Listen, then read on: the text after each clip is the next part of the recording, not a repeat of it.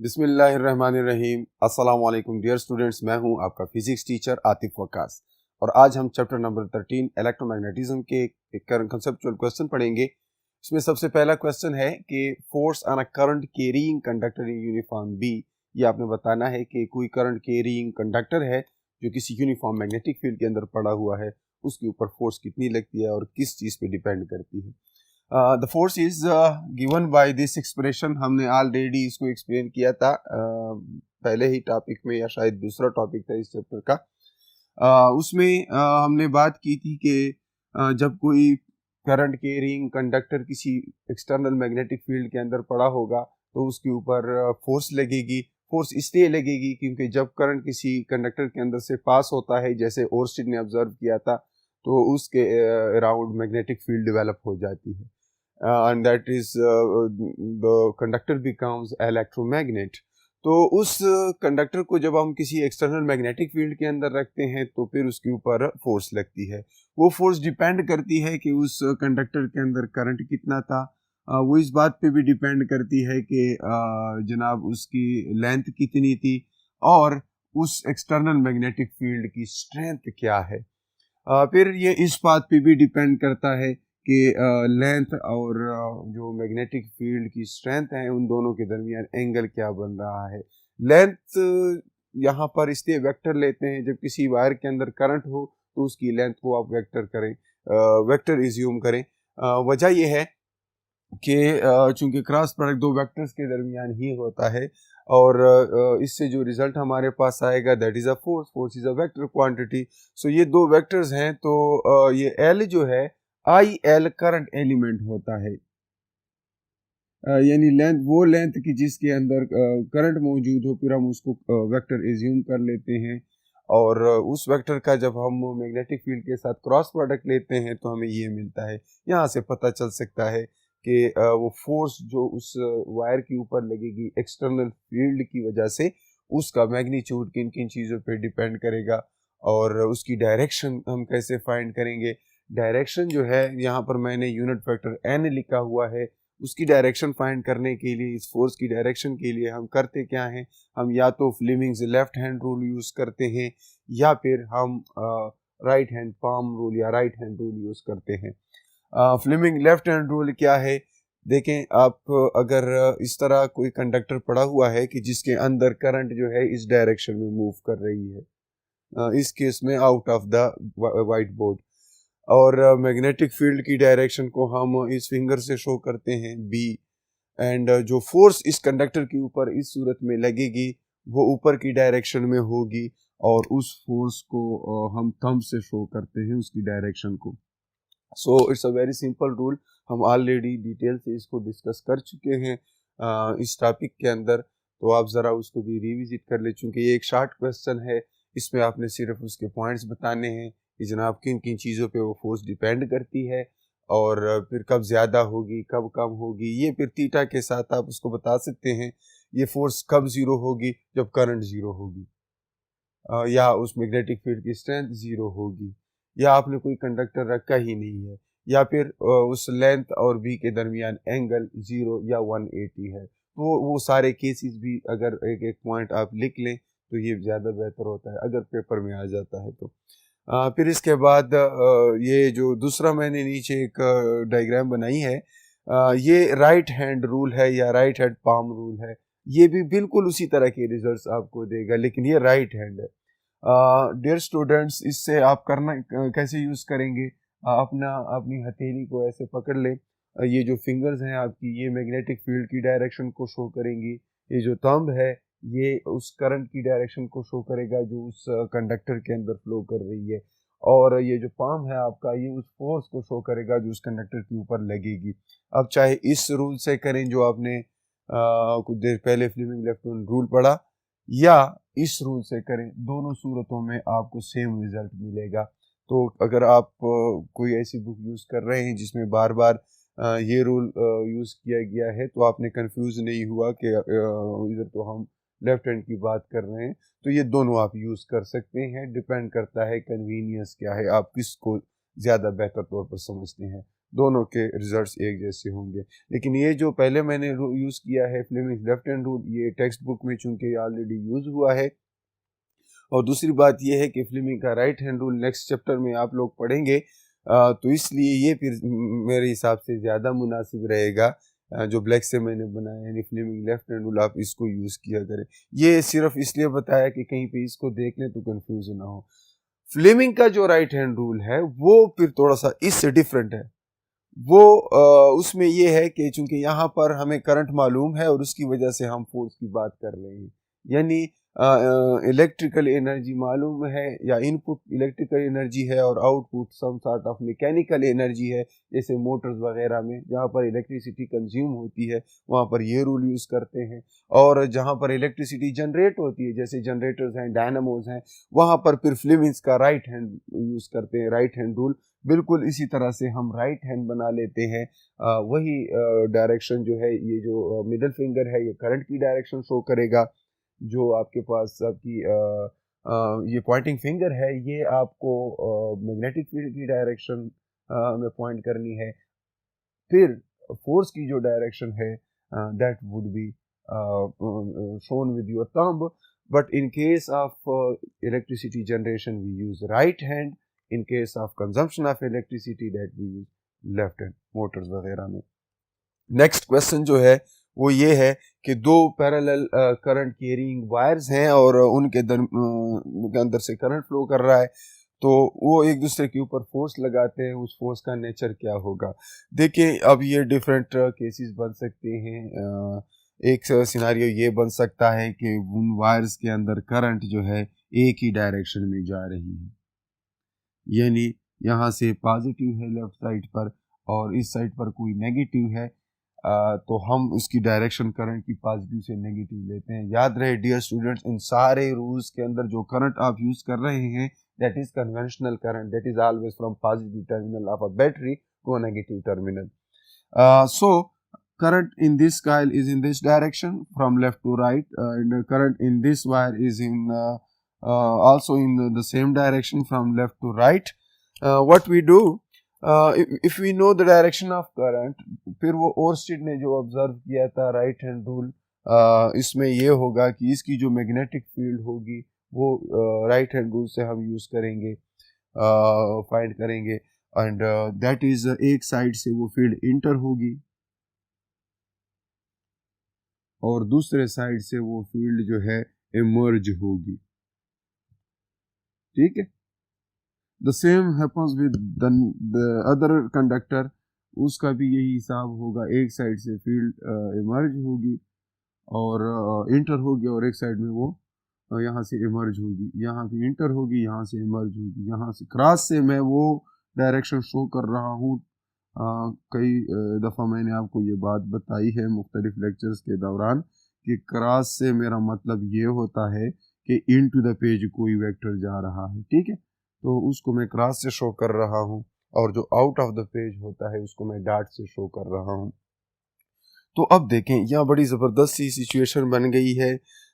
दोनों में करंट एक ही डायरेक्शन में है, तो दोनों की मैग्नेटिक फील्ड्स को अगर देखें, यहाँ से इमर्ज हो रही है, यहाँ पे इंटर हो रही है, यहाँ से इमर्ज हो रही है, यहाँ पे इंटर हो रही है। ठीक है, तो इनकी जो कंबाइंड मैग्नेटिक फील्ड है ना, वो क्या करेगी, वो इन दोनों को आपस में अट्रैक्ट करेगी, यानी वो दोनों एक दूसरे को अट्रैक्ट करेंगे उस फोर्स की वजह से जो करंट की वजह से उन दोनों में पैदा हो जाती है। जाहिर है ये करंट की वजह से मैग्नेट हो जाता है, दूसरा भी करंट की वजह से मैग्नेट हो गया और उनकी फील्ड एक दूसरे को सपोर्ट करती हैं अगर दोनों में करंट सेम डायरेक्शन में हो।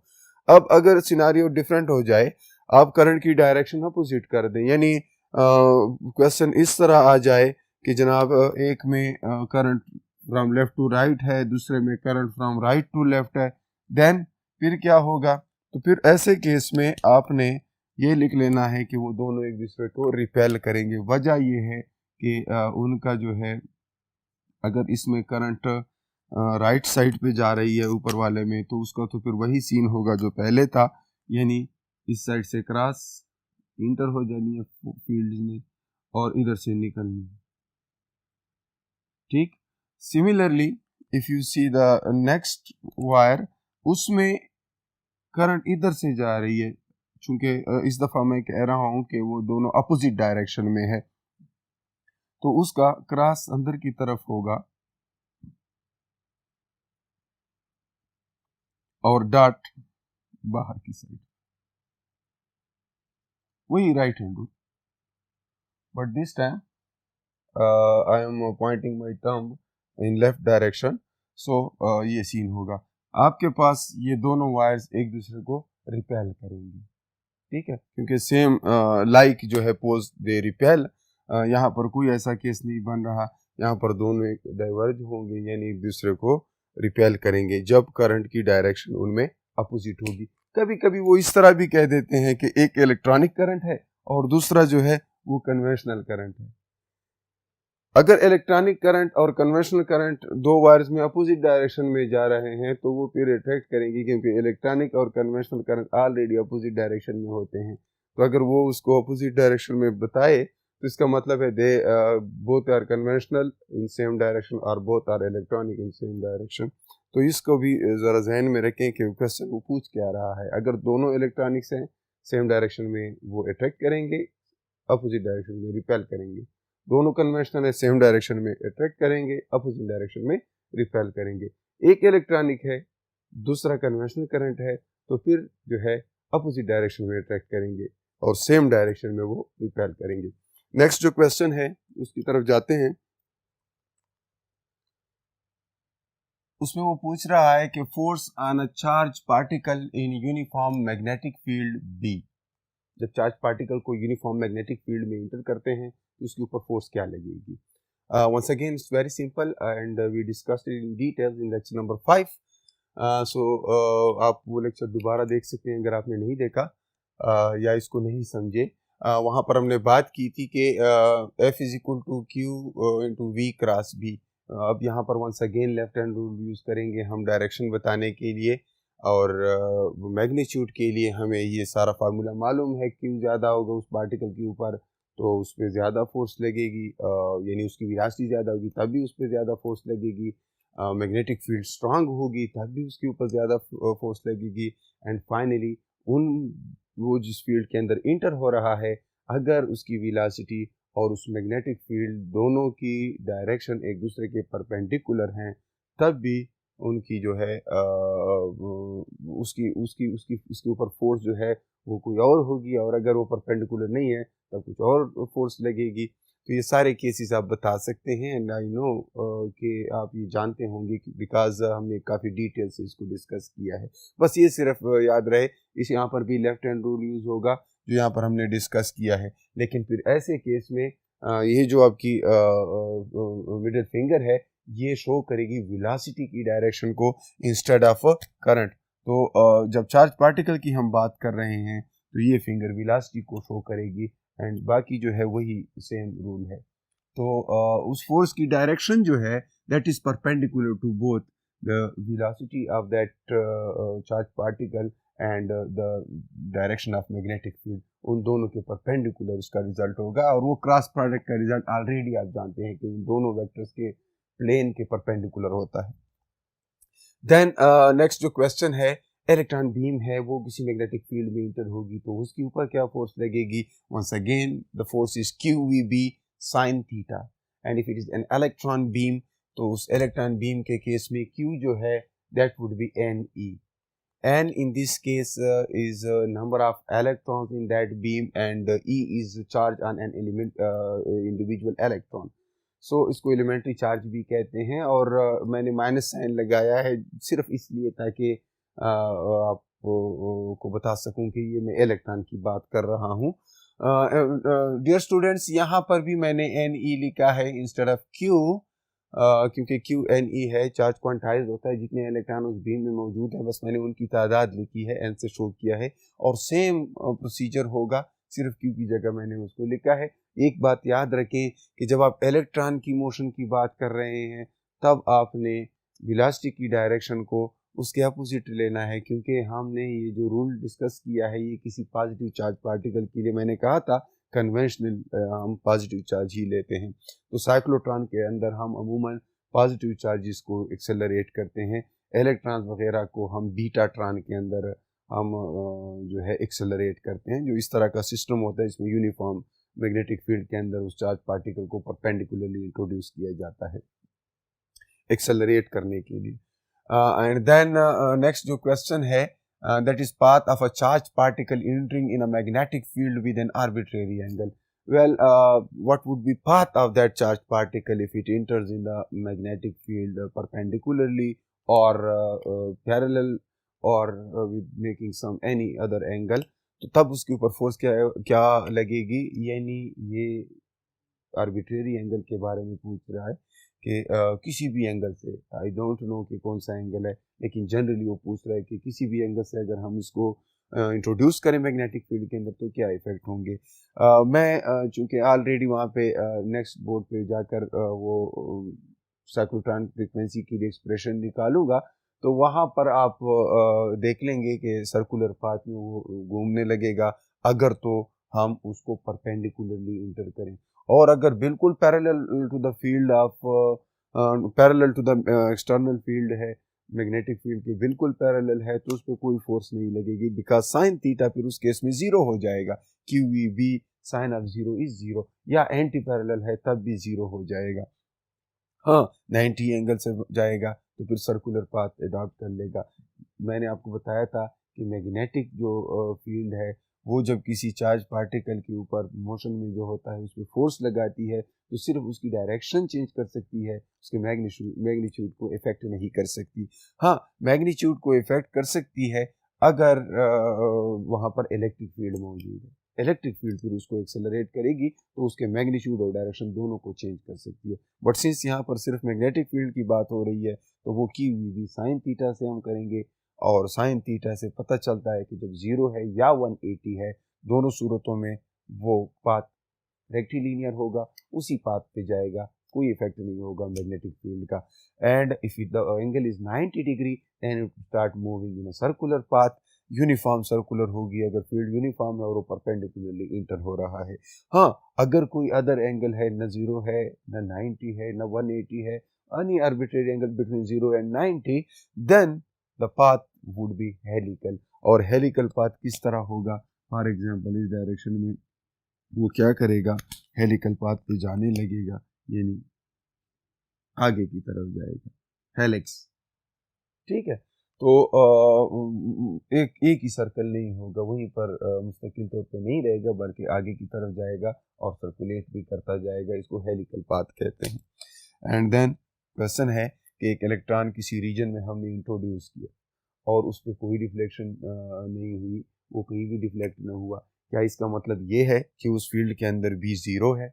क्या आप श्योरली ये कह सकते हैं कि वहाँ पे फील्ड ज़ीरो है? तो आपका आंसर होना चाहिए no. Why? That is because force depends upon all these things, Q, V, B and angle between V and B। अगर फील्ड ज़ीरो है तो या तो Q ज़ीरो होगा, जो कि नहीं है ज़ीरो, क्योंकि वो कहता है इलेक्ट्रॉन है और उसका Q ज़ीरो नहीं होता। ठीक है, ये बात तो चली गई। दूसरा वेलोसिटी, ये भी उसने कहा है कि वेलोसिटी उसकी कोई है, तो चलो वो भी ज़ीरो नहीं है, तो इस वजह से भी फील्ड ज़ीरो नहीं हो सकती। तीसरा बी, अब ये या तो बी ज़ीरो है या एक और वजह से भी ज़ीरो हो सकती है, and that is angle. If angle is zero or 180, so you are not sure whether B is 0 or the angle is 0 or 180. So you cannot surely say that B is 0 if there is no deflection of an electron. And then question number 7 is about velocity selector, कि कोई हमारे पास system है, velocity selector का diagram मैं यहाँ पे बना लेता हूँ।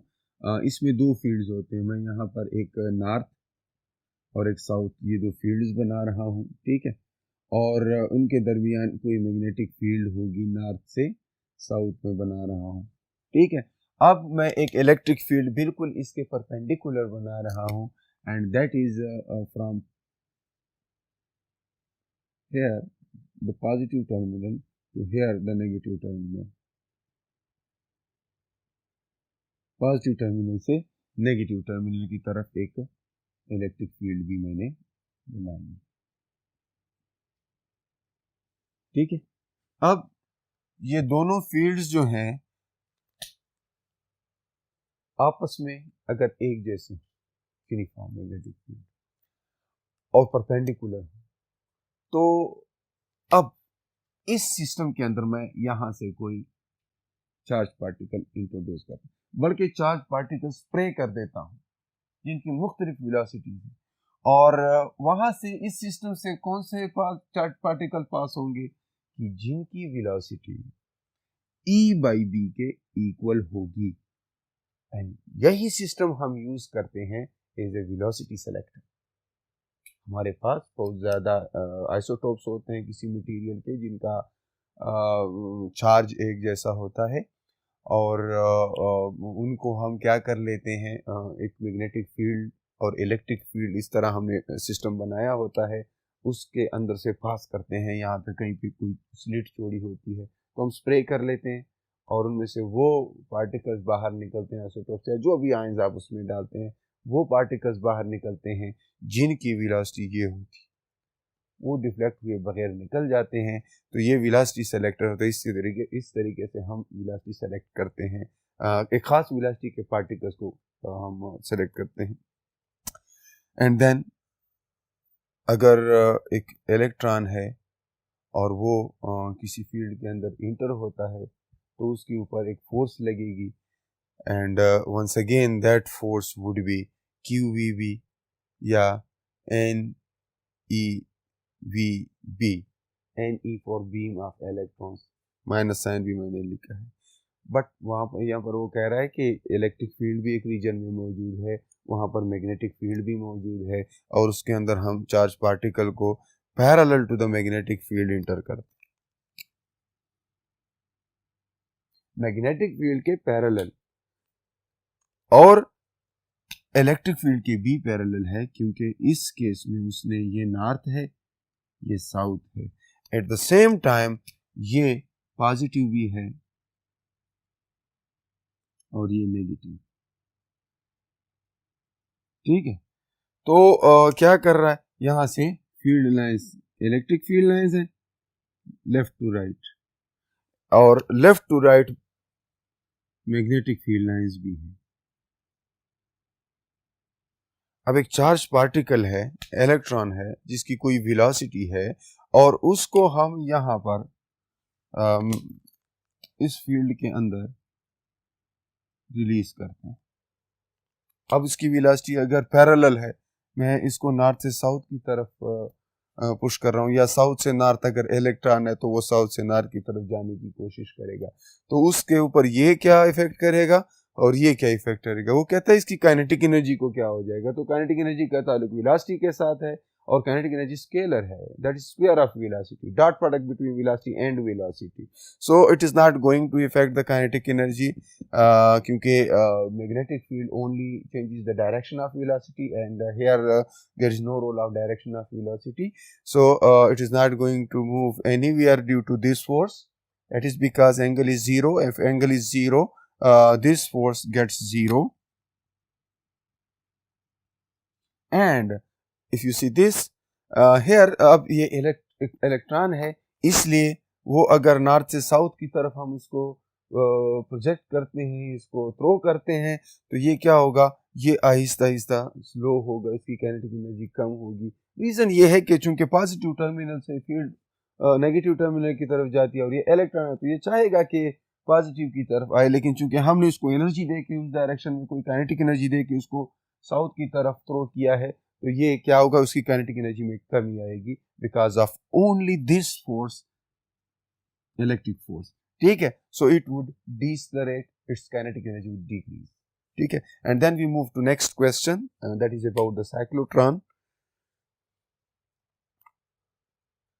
सो साइक्लोट्रॉन की फ्रीक्वेंसी फाइंड करनी है। साइक्लोट्रॉन जो है वो एक सिस्टम होता है जिसके अंदर परपेंडिकुलर मैग्नेटिक फील्ड होती है, और उसमें हम एक चार्ज पार्टिकल इंट्रोड्यूस करते हैं और उस चार्ज पार्टिकल को एक्सेलरेट करते हैं। इसमें अल्फा पार्टिकल्स को, प्रोटॉन्स को आप एक्सेलरेट कर सकते हैं।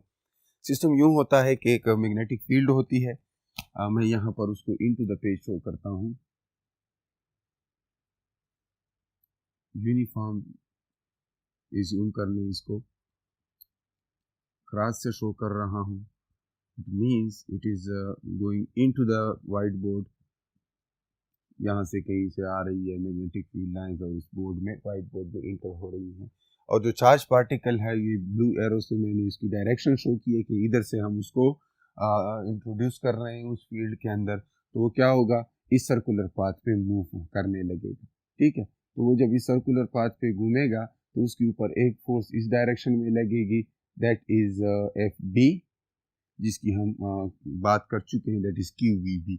और उसी क्यू फोर्स को हम, चूंकि ये इसको सर्कुलर पाथ पे घुमाने की कोशिश कर रहा है, और ये फोर्स देखें ये सेंट्रीपिटल है, टुवर्ड्स सेंटर है, तो उसको हम सेंट्रीपिटल फोर्स के इक्वल मान लेते हैं अगर तो ये यूनिफॉर्म सर्कुलर पाथ है। तो ऐसे केस में हम इन दोनों को इक्वेट कर लेते हैं। यहाँ से हमारे पास, अगर इसको सिंप्लीफाई किया जाए, दोनों साइड वेलोसिटी पे डिवाइड किया जाए, ठीक है, ये कैंसिल हो जाएंगे इस तरह, और फिर दोनों साइड मास पे डिवाइड कर दें,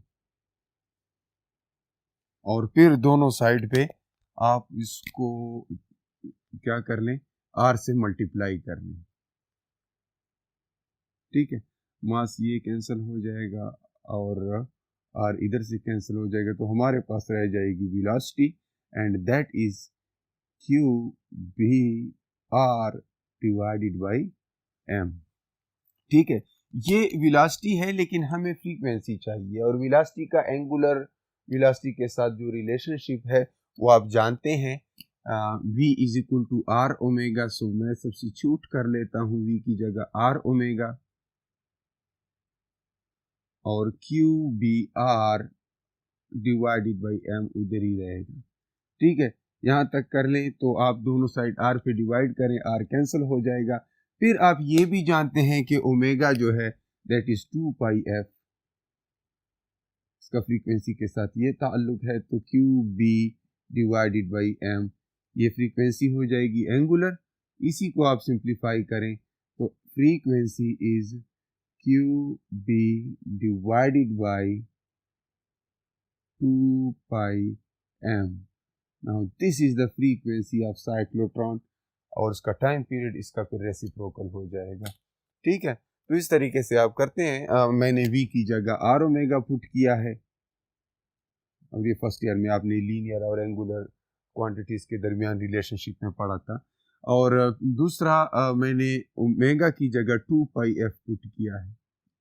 अगर यूनिफॉर्म सर्कुलर मोशन है तो एंगुलर वेलोसिटी और एंगुलर फ्रीक्वेंसी का सेम मैग्नीट्यूड होता है, तो इसलिए आप इसको एंगुलर वेलोसिटी कहें या एंगुलर फ्रीक्वेंसी कहें, मैग्नीट्यूड सेम होता है। तो ये इक्वेशन आप यूज़ कर सकते हैं। इस तरीके से आप साइक्लोट्रॉन की फ्रीक्वेंसी फाइंड करते हैं। फिर इसके बाद एक क्वेश्चन है कि न्यूट्रॉन को क्या हम इसी सिस्टम के अंदर, इसी साइक्लोट्रॉन में एक्सेलरेट कर सकते हैं, तो आपका आंसर होना चाहिए no, and reason for that is q is 0. If q is 0, the force on that particle is 0, so it is not going to be affected if we throw it inside some magnetic field that is uniform. Means we cannot accelerate a neutron in a cyclotron or such systems which involve this force, because this force depends upon the charge and neutron is chargeless. And then there's torque. Torque on the current carrying coil is 0 when the angle is, एक question हो सकता है, या this torque is maximum when the angle is. So angle कौन सा? इस case में आपके टेक्स्ट बुक में जो टॉर्क का टॉपिक है उसमें इस तरह का एक रेक्टेंगुलर कॉइल है, और उस कॉइल की जो डायरेक्शन इन लोगों ने इज्यूम की है वो प्लेन ऑफ द कॉइल की डायरेक्शन ली है। ये इस प्लेन और इस मैग्नेटिक फील्ड लाइंस के दरमियान वाला एंगल इन लोगों ने लिया है, उसको अल्फा कहा है। और जब ये कॉइल रोटेट करेगी, जब इसके अंदर से इस तरह, जब मैंने पॉजिटिव लिखा है, इधर नेगेटिव लिखा है, तो इसमें जैसी करंट फ्लो होगी, ये जो साइड है इसमें करंट डाउनवर्ड जा रही है। ठीक है, तो अब वही बात है जो हमने पहले कहा कि करंट कैरिंग कंडक्टर है, उसके ऊपर फोर्स लग रही है। इन दो के ऊपर कोई फोर्स नहीं लगेगी। वजह यह है कि लेंथ और भी एक ही डायरेक्शन में है, we ignore these two, but there is force on these two conductors. This is moving downward. Well, and if you know the direction of current, You know the direction of magnetic field. This is direction of magnetic field. This is direction of current. What is the direction of force? Outward. So here we are having cross. Means this side of this coil is going to be pushed in outward direction. Sorry, I would put dot here. Reason for this dot is because the magnetic field is in this direction, the current is in downward direction, the force would be in outward direction. And then for this conductor the situation is different because current is in upward direction, so it would be pushed into that white board and इस तरह इसके ऊपर एक force लगेगी, couple force लगेंगे, एक बाहर की तरफ एक अंदर की तरफ, सेम मैग्नीट्यूड के टार्क प्रोड्यूस होगा। और टार्क हम जानते हैं कि इसका अगर आप कैलकुलेट कर दें, जो आपने टार्क वाला टॉपिक पढ़ा था उसमें, और इसी बेस पे फिर हमने आगे जाकर गैल्वानोमीटर कंस्ट्रक्ट किया था और उस गैल्वानोमीटर को वोल्ट मीटर और एमीटर में भी कन्वर्ट किया था। बेसिक प्रिंसिपल यही है। तो आप देख रहे हैं कि इस केस में सबसे ज्यादा टार्क प्रोड्यूस होगा क्योंकि सबसे ज्यादा डी है, एफ डॉट डी कपल का टार्क होता है।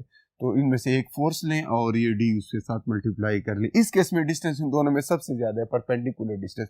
बट जब ये रोटेट हो जाएगा तो उसके अंदर से फ्लक्स मैक्सिमम होगा। But remember dear student, torque zero हो जाएगा। और वजह क्या है? इस केस में तो अल्फा जीरो है, जिस डायरेक्शन में प्लेन ऑफ दैट एरिया उसी डायरेक्शन में magnetic field lines. But if you rotate the torque the coil, you get maximum flux but zero torque.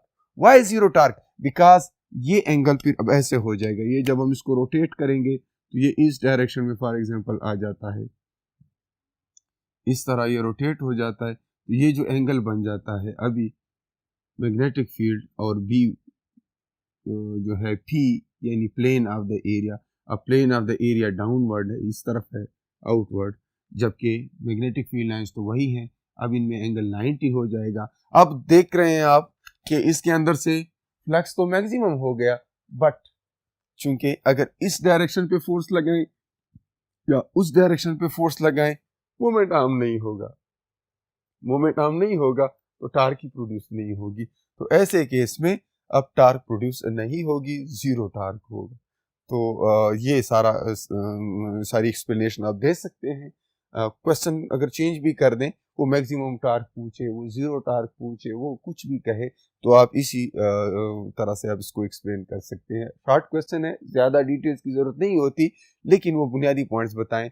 Normal of the area कुछ और होता है, प्लेन ऑफ द एरिया कुछ और होता है। अगर आप नॉर्मल ऑफ द एरिया के साथ यही टार्क का फार्मूला लिखेंगे, that would be NIBA sine of theta. उसको मैं थीटा कहूँगा जो नॉर्मल ऑफ द प्लेन के साथ मैग्नेटिक फील्ड लाइंस बना रही है, तो वो फिर डिफरेंट लिखेंगे आप इस तरह। अक्सर टार्क के साथ हम साइन थीटा लिखते हैं क्योंकि हम एरिया की जो या उस डायरेक्शन की बात करते हैं, that is normal. And then solenoid कब एज अ बार मैग्नेट काम करेगा? Solenoid is a spring like coil and when current flows inside this solenoid, दो तरह से हो सकता है। अब अगर इस सोलेनोइड के अंदर करंट नीचे से ऊपर जा रहा है, इस तरह में कह रहा हूं, ठीक है, क्लॉकवाइज डायरेक्शन में करंट जा रहा है। एक इस तरह है, चलो मैं इसको थोड़ा सा चेंज कर दूं, ये अब इस साइड से करंट, ये मैं इसका इस सोलेनोइड को ऐसे पकड़ के रोटेट करके मैं इसका एक साइड ले रहा हूँ, एक कायल की बात कर रहा हूँ। तो जो कायल मुझे नजर आ रहा है वो ये है। अगर उसमें करंट इस तरह क्लॉकवाइज जा रही है, ठीक है ना, तो अगर उसमें करंट इस तरह जा रही है तो क्या होगा? करंट अगर उसके अंदर ऐसे जा रही है, ठीक है, तो इस साइड, ये साइड उसका जो है that would B cross dot, cross और डॉट, इस तरह होगा ना।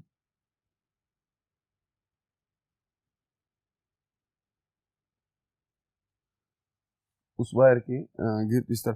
तो अंदर साइड आप देख रहे हैं इनटू द पेज है, मीज के नॉर्थ कहीं उस साइड पे है, ये हमें साउथ नजर आ रहा है। तो ये देखें ना, अगर करंट की डायरेक्शन इस तरह है तो इससे एस बनता है साउथ, और अगर करंट की डायरेक्शन उसके अपोजिट कर दे यानी अब कॉइल में इस तरफ से करंट आ रही है, और ये कॉइल की वाइंडिंग पे डिपेंड करता है, वाइंडिंग कैसी हुई है। तो अगर करंट इसमें इस डायरेक्शन में आ रही है, एंटी क्लॉकवाइज में आ रही है, तो आपको ऐसे लगेगा कि ये बाहर का साइड जो है डॉट क्रॉस है, ये डॉट है, क्रॉस है, और ये डॉट है, ये क्रॉस है, और ये डॉट है। तो डॉट जो है हमारी तरफ है, इट मीन्स हमारी तरफ उसका नॉर्थ पोल है, जहाँ से मैग्नेटिक फील्ड लाइंस इमर्ज हो रही हैं। तो आप इस तरीके से आप बता सकते हैं कि कोई सॉलिनॉइड जो है ऐसा बार मैग्नेट बिहेव करता है, उसके अंदर जो है मैग्नेटिक फील्ड लाइंस जो है उसके अंदर से पास हो रही हैं। और मज़े की बात यह है कि इसका जो साउथ होता है, उसका साउथ जो होता है that is here in this case जो मैंने बनाया है, और उसका नॉर्थ इधर है। उसके अंदर जो फील्ड है वो साउथ से नॉर्थ की तरफ जा रही है, लेकिन उसके बाहर की जो फील्ड है वो नॉर्थ से साउथ की तरफ जा रही है। ठीक है। सो ये वो कुछ शॉर्ट क्वेश्चंस के मुतालिक था, और मुझे उम्मीद है आपको इसकी समझ आ गई होगी। मज़ीद समझने के लिए आप ये कर सकते हैं कि अपना चैप्टर दोबारा रिविज़िट करें, और जो लेक्चर हमने इसमें आगे किए हैं उसको ज़रा दोबारा देखें। कहीं कहीं पर आपको प्रॉब्लम्स में कॉन्सेप्ट्स में प्रॉब्लम हो तो आप उनको वहाँ से अपनी इस्लाह कर सकते हैं। और इंशाल्लाह हम नेक्स्ट क्लास में न्यूमेरिकल प्रॉब्लम्स करेंगे। तब तक के लिए अपना बहुत सारा ख्याल रखिए। अल्लाह हाफ़िज़।